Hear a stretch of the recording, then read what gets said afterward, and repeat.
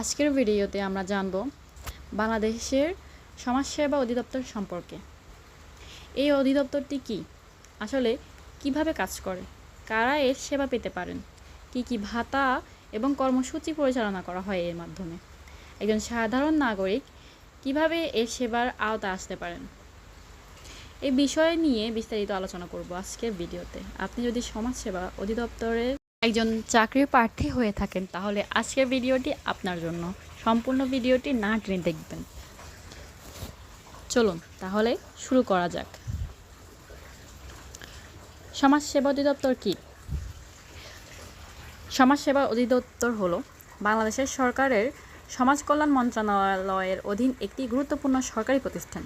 এর মূল লক্ষ্য হলো সমাজের পিছিয়ে পড়া, অসহায়, দরিদ্র, এতিম, প্রবীণ, বিধবা এবং অন্যান্য ঝুঁকিপূর্ণ জনগোষ্ঠীর জীবনযাত্রার মান উন্নয়ন করা। এই প্রতিষ্ঠান শুধু আর্থিক সহযোগিতা করে তাও নয়, বরং দক্ষতা উন্নয়ন করে, পুনর্বাসন, সামাজিক নিরাপত্তা এবং মানব সম্পদ উন্নয়ন গুরুত্বপূর্ণ ভূমিকা পালন করে থাকে।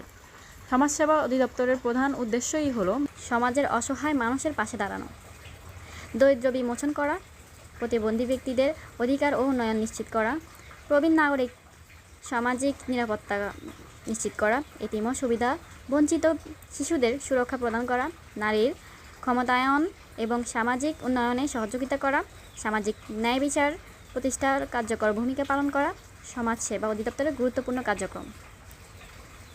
এর মধ্যে কয়েকটা কার্যক্রম খুব ভালোভাবে পরিচালিত হয়ে থাকে, যেমন 1. বয়স্ক ভাতা। নির্ধারিত যোগ্যতাপূর্ণ প্রবীণ নাগরিককে মাসিক হিসাবে আর্থিক সহযোগিতা করা হয়। এর মাধ্যমে তারা ন্যূনতম একটি আর্থিক নিরাপত্তা পান। 2. বিধবা ও স্বামী না থাকে যাদের স্বামী থাকে না, নিগৃহীতা, তাদের ভাতা নিশ্চিত করা। স্বামীহারা অথবা নির্যাতনের শিকার হয়ে অসহায় নারীদের নিয়মিত ভাতা প্রদানের ব্যবস্থা করে থাকে সরকার। প্রতিবন্ধী ভাতা। যোগ্য প্রতিবন্ধী ব্যক্তিদের মাসিক ভাতা প্রদান করা হয়। পাশাপাশি শিক্ষা, প্রশিক্ষণ এবং পুনর্বাসনমূলক বিভিন্ন কার্যক্রম পরিচালনা করা হয়। 4. প্রতিবন্ধী শিক্ষার্থীর উপবৃত্তি। বিশ্ববিদ্যালয়, বিদ্যালয়, কলেজ অধ্যয়নরত যোগ্য প্রতিবন্ধী শিক্ষার্থীদের শিক্ষা নিশ্চিত করা এবং চালিয়ে যেতে তাদেরকে সাহায্য করা। এতিম শিশুদের সহায়তা করা এবং এতিম ও সুবিধাবঞ্চিত শিশুদের শিক্ষা ব্যবস্থা, খাদ্য ইত্যাদি সরকার গ্রহণ করে। এই হচ্ছে আজকের ভিডিও। কেমন লাগলো আপনারা কমেন্ট করে জানাবেন। আজকের ভিডিওটি যদি আপনার জন্য নতুন হয়ে থাকে অবশ্যই লাইক, কমেন্ট, শেয়ার করে দেবেন।